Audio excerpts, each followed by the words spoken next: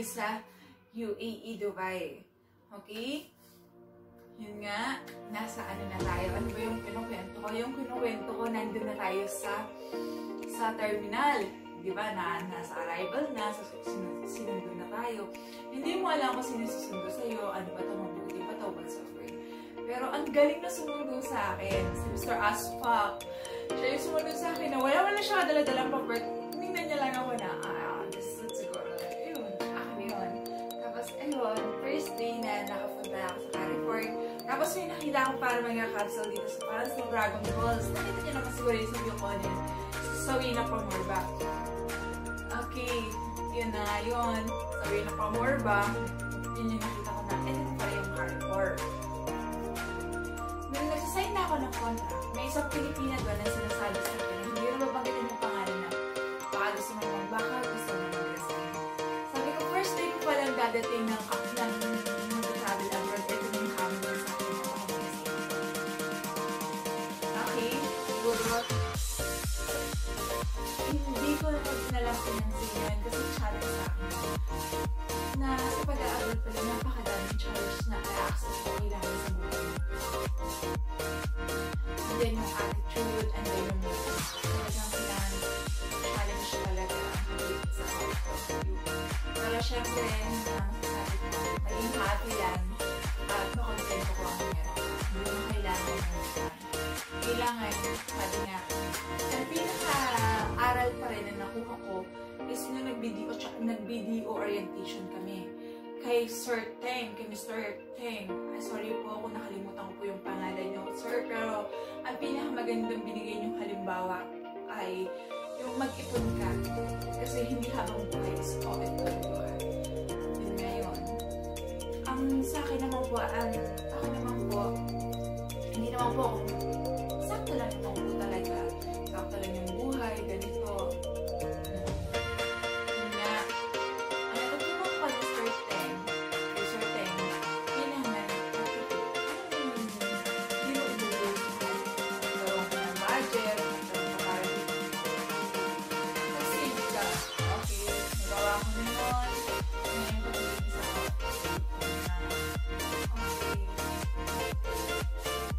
Nag-save ako, may panggala ako, may pang-ano sa family ko. Siyempre, yung family ko naman ko yun. Ito na. Ayaw na, nag-save na. Siyempre, may mga, ano ba yun? May mga consequence na, hindi ako na-terminal. Still now, I'm still single and looking to my chart.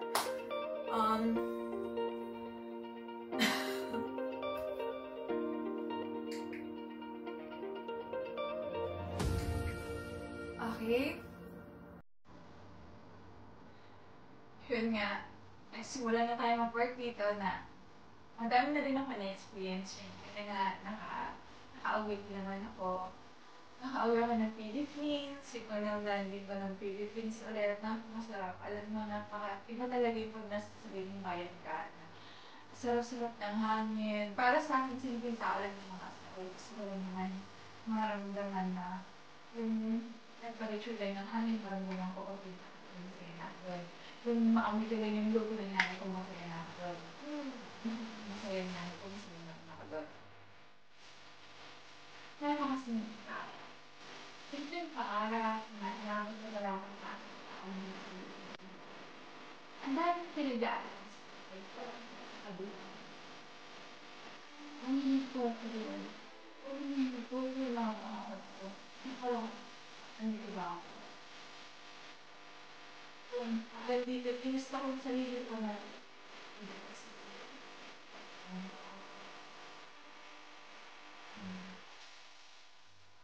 and then, nakakapag-upload na nga ako. Ayoko maging masabing mayabang ako. Gusto ko, simpleng tao pa rin ako. Ayoko na lahat may nag-a-upload ay inulit mo ng ulan. Ang kaibigan. Ayoko na. Meron mo po akong hindi na naasikaso or hindi nababagay. Pagpasensya na ako. Nakito ako gabi tapos nabagay ko. Pero same yan ako. Ayaw ko, sasalit ko. Hindi ko kaya, hindi ko masasalit. Char! Na, ito na tayo. Work na tayo. Yung first year na, yung 1 year natin sa hardcore. Ito lang pangalan natin. Nakakalakas ng bahay. Second year, okay na. At sa movie ko rin tayo. Third year, nakauwi pa rin tayo. 3 years na kinakauwi pa rin. Ngayon 4 years, this is my first time of the history na hindi ako makakauwi because ng COVID-19. Napaka-traffic talaga pag makauwi ng bahay mo. Bakit ba ganyan? Siyempre, napaka-viral ng COVID-19. Sa pagdating sa terminal, it's like a kaya ngayon, samahan nyo ako mag-travel dito sa Dubai. Or otherwise, tuloy ako sa bahay mag-save. And then, relax na yung body.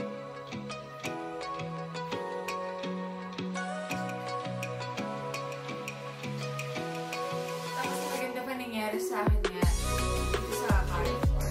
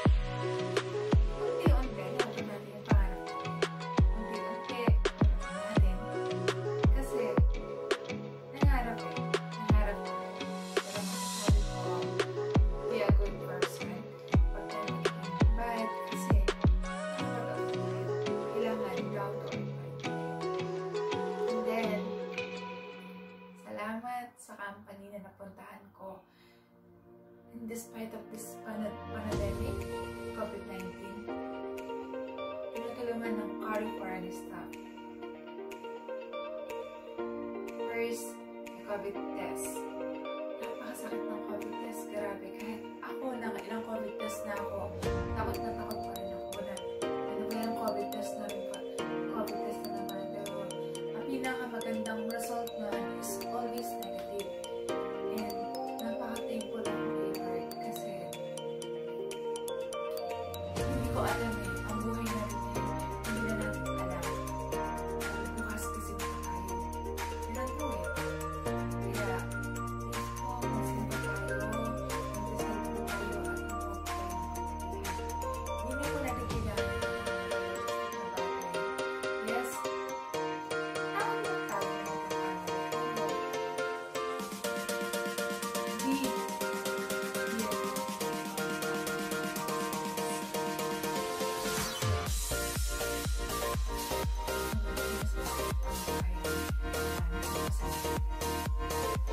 okay, anyway, ipinaulit natin yung topic natin. Yung topic na natin, kung nga nakapagod tayo, nagmasaya naman. Okay naman sa financial, yung wala ko doon. Hindi yung mga gusto ko, wala ko doon. Yun nga, ang pag-iisip ko, alam ka ba, kung ikaw ay isang nanay na, isang magulang, hamon para sa'yo. Ako, ang hamon lang para sa akin, yung iwanan ko yung nanay ko. Alam mo ba, nung nasa effort ako at mag-aaral na, mag-travel na po, kapabalik dito sa bahay.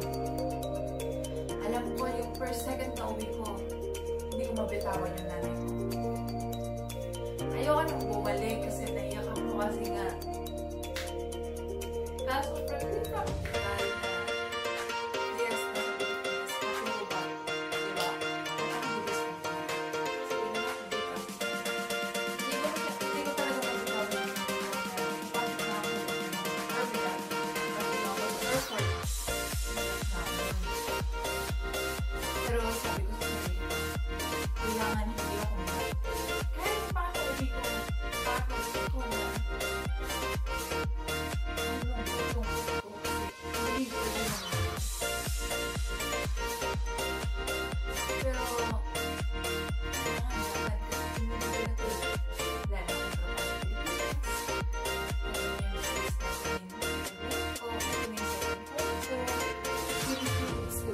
Dubai to Philippines. Napakahirap bilang isang OFW na iwanan mo yung mga mahal mo sa buhay, yung mga relatives mo na nakikita mo lang once in a year. Salamat sa inyo. Salamat sa nagagawin sa nanay ko, nag-aalala sa nanay ko sa lahat. Yun nga. Pero,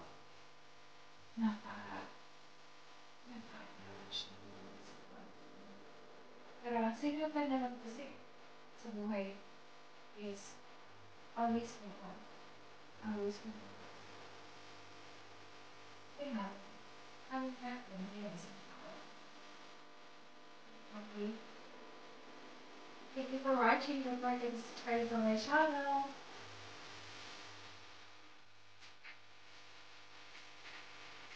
Then, ang isa pang challenge ng pagiging isang OFW is yung Christmas. Gaya ng Christmas, New Year, birthday, yung pinaka-challenging. Pero thankful na lang kasi meron tayong imo, meron tayong messenger, yung mga sum-sum pa, pero messenger lang sa yung imo yung ginagamit ko para makakontak ako by Philippines. I miss you, my mom. I miss you, brother. Miss you all. I love you all.